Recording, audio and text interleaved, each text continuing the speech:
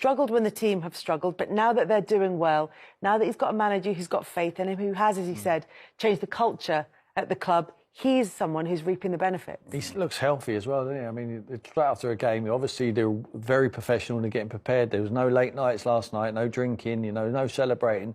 Let's get back to work, and they look like they're enjoying the environment. You know, they're at Carrington every single day. They're enjoying what the manager's got to tell them, and they're reaping the rewards on the pitch. You know, the results are coming. It's easy for a manager to send his message once you start picking up results. Yeah. He's getting the best out of the group. It's not a team full of superstars. He got rid of 2 superstars, so I think was key. You know, Pogba and Ronaldo, and I loved them as players. I really did. I thought they were 2 of the best players we've ever seen in the Premier League, but probably didn't fit into his system. You know, he brought in players, good types. Someone like Christian Eriksen. Weghorst for me should be nowhere near a Man United shirt, but he plays him every single week and he's doing a job for him. Out of possession, they go and get the ball back. Because of him, he triggers it. So he's a component amongst the group. You know, they're not all, it's not, you look at Sir Alex Ferguson's sides, what he built throughout the years. There wasn't all superstars. There was journeymen in there. There was academy boys in there. He needed that mixture to make the group fantastic. And I think at the moment, Wright is absolutely right. Ten Hag needs all the credit in the world. He's done a magnificent job, and I think this is just the start. I think they're in the title race. I really do. I don't think they'll win it over Man City. But I think they're in it, and certainly they're in the rest of the competitions. And you give them every chance. Weghorst, I think, is a really interesting one because we know. I know you said it's not a team of superstars, but you mean in terms of like nobody's kind of trying to shine any brighter than anyone else. But we know who the best players are at Manchester United, and technically he wouldn't be one of them, Weghorst. But the analogy that's been used is that he's a placeholder. As Tim says, Erik ten Hag knows how he wants to play. He's got someone in there who, for now, can do that role for him while he gets someone who's maybe at a technical level of the other players. Well, what that does is like we're saying, what we kind of mentioned about with Graham Potter, is using a player that everybody doesn't feel like, well, he's using exactly what he needs right now. Yeah. And like you look at Weghorst, I watched him against Leeds. He played him in the 10. You know, he dropped up. Rashford went up the front. He played him in the 10. You're thinking, what's it? Bam! And it was perfect. Yeah. The way he moves the players, even his substitutions. Everybody comes on and makes a difference, contributes something to it. And the thing is with the fans, why the fans gave him the loudest cheers, is because he's come in, and they've seen change what he's trying to do without the noise what's going on, and he's done it slowly. You know what I mean? Even the way he dealt with the Rashford situation before, how he had to deal, like I mentioned, with the Ronaldo stuff, how he dealt with the Harry Maguire stuff. And, you know, he's just done everything really in the way he sees it and how he wants to do it. Now look at Man United. They're ready to go, aren't they? Tim, they are definitely in the race. And when you look at what Arsenal have got to do with a young side, they've got to stay up there and they've got to keep winning. Man City are... you know what I mean? They get going and if Man United continue to do what they're doing with the momentum they've got, they'll be amongst it. They'll catch people. Right. Also, we talked about it with Chelsea. Consistency in their selections. You could pick their team now, couldn't you, Man United? You could pick Arsenal's team if everyone's fit. You know, there's no coincidence. I mean, Graham Potter needs to learn from someone like experienced manager like Ten Hag. I think he's been around, he's done it. Yes, it's a smaller environment. This is the biggest club he's ever going to manage, but he's doing a brilliant job at the moment. I can't speak highly enough of him. In Manchester United's glory years, this wouldn't necessarily been the level of celebration for winning this particular trophy. Do you think, and sort of grouping in with that, Erik ten Hag's open letter to the Manchester United fans where he says, you know, this is great, but we are now focused. We want to get back to winning lots of different trophies, getting the players in today, not letting them celebrate fully yesterday, back on a 10 o'clock flight and then into the training ground again today. Is that all part of Manchester United using this trophy as a means to an end rather than an end in itself? Yeah. In 2017, they used that as a springboard to winning the Europa League. And I think that's going to be the start, as the guys have been saying. I think now they feel capable of winning anything. But I think in Ten Hag, they also have a transformative manager, the one transformative manager they've had since Sir Alex Ferguson. The others did a job. I think you could argue maybe Jose went there. he still had a bit of that stardust, but it wasn't a happy ship ever. He did the job. But as far as Ten Hag's concerned, he's done the job, but the ship is happy. Players that many people had thought were not long for the exit door at Old Trafford have improved. Wan-Bissaka coming on yesterday. That's great man management as well as good tactically as well, because Dalla had been on the yellow card. Sancho now looks like the player we saw at Dortmund. Shaw is playing not only at left back, at left centre half as well. Rashford. There are a lot, and Rashford, I mean, he's just gone off the scale. And I think it's interesting because it's 7 years ago, the weekend just gone, since he made his debut against Midtjylland.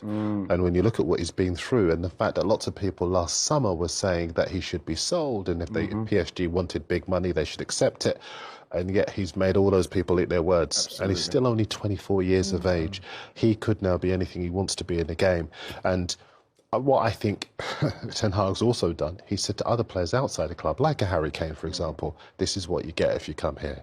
I've improved players, I've improved the club, I've managed the fans, I've earned respect. And I think that's quite key, actually, because at the start of the season, people calling it Erik 10 months after they lost Brighton and Brentford. People, especially after Brentford, people said, no, this might be too big for him. And, you know, people in my profession, I've got to be honest, you know, I saw some of the match reports on the Sunday morning and spoke to other people, and they thought... They're saying it's too big for him. They didn't say it was too big, they said it could be too big. Did they say the same about Graham Potter? I don't want to go back to Graham Potter, but did they say the same thing? Because there is a bias towards the foreign managers when they come over sometimes. You're right. I think you're right, but I do think, and there is a big feeling that had Graham Potter not been English, British, that maybe he would have had more criticism than he's had. But actually, I think you only have to look at a cross-section of the Sunday papers and the Monday papers. A lot of people are of the opinion that either Graham Potter exerts his own influence on the Chelsea team selection. Sorry, I should take that back, because I don't know as a fact that he isn't exerting his own influence, but there needs to be something from Graham Potter in terms of a statement with his next couple of games to make clear that he wants to change things around. Otherwise, people will continue to lose faith in him, whereas Ten Hag has always been his own man. But the thing with like I say, he's got this group winning something together. I think that's the first foot on the rung in respect of the ladder for me, for Man United, because you could feel that, especially with the winners they've got World Cup winners, the multiple Champions League winners in their team, and they've got good young players who are ready to go, being coached very well. And so you're looking at it now and you're feeling to yourself, like, the way that he's just got them back, you know what I mean, back, no celebrating. That's what we do. We're Man United, we win trophies and we go again. See, that spine. De Gea is world class. The people don't talk about Varane, right? Yesterday it was the 22nd final he's been in, and he's won 18 of them. Wow. That is absolutely outstanding experience. And 4 of them were Champions Leagues. You've got Casemiro in the midfield now, head and shoulders, I would argue, about any midfielder in the Premier League. Best signing, best signing this summer. And people said it was a huge amount of money, but when you... Well, second best signing this season. Second best. But I mean, you're a midfielder. You can assist Casemiro way better than me. But amazing. When he first came, I thought he's just coming to Man United to fill the till up. You know, he's done everything in Real Madrid. He can't possibly have the hunger in it. So wrong. So wrong. I think when the equaliser he scored at Stamford Bridge, and you saw the way he celebrated with the Man United fans, from that moment onwards, I knew this boy was a real deal. He's incredible. He puts out fires. Any sorts of danger, he puts it out. But he can also play. Yes. And he drives them forward. And when they look at him in the dressing room, and it won't be just match days. I've seen characters like this before. Every single day in training, they watch him. He leaves nothing on the training field. He wants to improve. And he wants to improve people around him. You see when he's missing, when he had a few suspensions, they struggle without him. They managed to get over the line, which is encouraging for the manager. But he's so important to him. And someone coming in with that desire at his age, you have to take your hat off to him. Yes. But that's what I find really interesting about Ten Hag in terms of his man management. So you have players like Casemiro, like Varane, who are serial winners, who are extremely self-motivated. And you have players like the other ones we've talked about, like Luke Shaw, Marcus Rashford, players who've struggled at times for confidence. You could put Harry Maguire in there, but he hasn't had quite the same rehabilitation under Ten Hag. When you look at that Manchester United team, maybe even Jadon Sancho could be in that bracket. Yeah. And those players he's managed to bring up to the confidence and drive of players like Casemiro and like, maybe it's quite the same level, but he's managing two very different personalities. Good example. And Christian Eriksen's exactly that. I've seen him. I know what he does on the training pitch. He's an unbelievable. He was the biggest example to Harry Kane there could ever have been. You know, he watched him every single day, you know, working on his craft. You know, knew that if he continued to work hard, it would happen second nature on a Saturday. I just think that he's making them smile. You know, the environment where he's got there at Man United now, they're all smiling. I mean, Sancho and Rashford, for the last couple of seasons, certainly Marcus, we know he had the ability. It looked like it was a chore for playing for the biggest club in the world. And from the outside looking in, people must go, come on, mate. Do you know, it's Man United, you enjoy it, it's your hometown, you know, you come for the academy, but now he's playing like that. He plays like... Because he's got a proper coach, man. Exactly. He's coaching him, and he's got over those injuries and, you know, the injuries and the form. Remember how young he is? He's 20, was he 24? 24. Yeah. You know, he's 24, and when you look at what he's been through up to this point, you know, it's been brilliant the way he's come back. And now, the way he's come back and he's now playing consistently, because last summer is the first one he's had where he could really focus on getting fit. He's done it with a good coach and with a team now and with players that he can look up to. Yeah. Players that have been to the mountaintop in respects of winning things and how they prepare on a daily basis at a club like United. It's like, where do you want to be? It's like, it does not surprise me he's doing what he's doing under this coach. The one thing I think would help them to be title I do think they're title contenders. I felt that for a while, but they just need other players to step up now. He scored 14 goals in the Premier League, Marcus Rashford. No one's anywhere near him in terms of scoring goals. You can't win a league if that's not the case. Yeah, and that's why it's going to be so fascinating to see what happens with him. And maybe one of the lessons that Chelsea can take is that ability to bring in experience so you maintain and improve your position while still developing the younger players in the level below that. Yeah, the kids can only be as good as the teachers around them. And it's not only the coaches and the management, it's also, it helps better if you've got someone on the pitch with you, you know, and telling them. And if you can look at their careers and what they've actually achieved and loading up the trophy cabinet like Casemiro has. But they've got that. That's all you need. But like, Mendy's won the Champions League for them, right? That. Mendy can't get a game because Kepa's playing. Koulibaly is an experienced player, but in the Premier League, he actually prefers Badiashile and Silva. So Koulibaly's actually third choice, and yet he's one of the highest-rated central defenders in the world. In the world. And of course, we talked already about Aubameyang, who's on the bench when actually you need his experience on the pitch in moments like this. So they're the difference between the two sides. And Chelsea are on an upward. United are on an upward curve, and Chelsea, I think they haven't even reached rock bottom yet. I think it's going to get worse. News for football anywhere in the world. Old Trafford in Manchester. I'm Derek Ray, and joining me here on the commentary box is Lee Dixon. And very much looking forward to bringing you action from the Premier League. It is Manchester United up against Newcastle United. Yeah, thank you, Derek. Looking forward to today. Should be in for a good game. Let's hope we see a quick start from both teams, set the tempo for the rest of the match.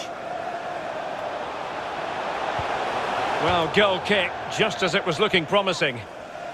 Well, he's a player who just seems to get better and better. I'm talking, of course, about Bruno Fernandes. Lee, what do you think we'll see from him in this game? Well, when you're playing against a player, sometimes you're trying to look at what his qualities are. Is he a good hold-up player? Is he quick? Is he this? Is he that? But when somebody tells you he's a finisher, you know you're in big trouble. A real defensive commitment there. Tremendous ball played through. Rashford with possibilities. It's got to be. There it is, the opening goal of this match, and what a start they've made.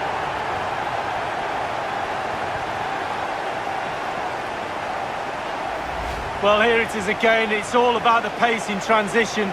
They were so quick to get out from the back, and he composes himself, coolly slides it past a lonely keeper, who will be asking questions about where his back four went to.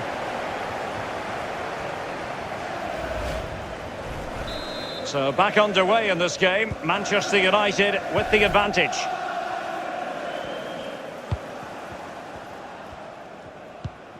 Joe Willock. Saint-Maximin. Really good attacking play. Almiron.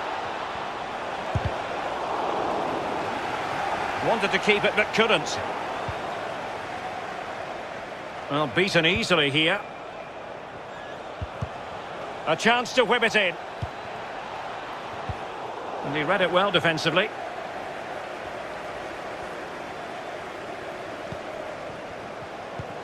He's got the right idea with that pass. Well, that is a moment he would like to airbrush from history. Well, he's had an absolute nightmare there. The goal's in front of him. Just hit it.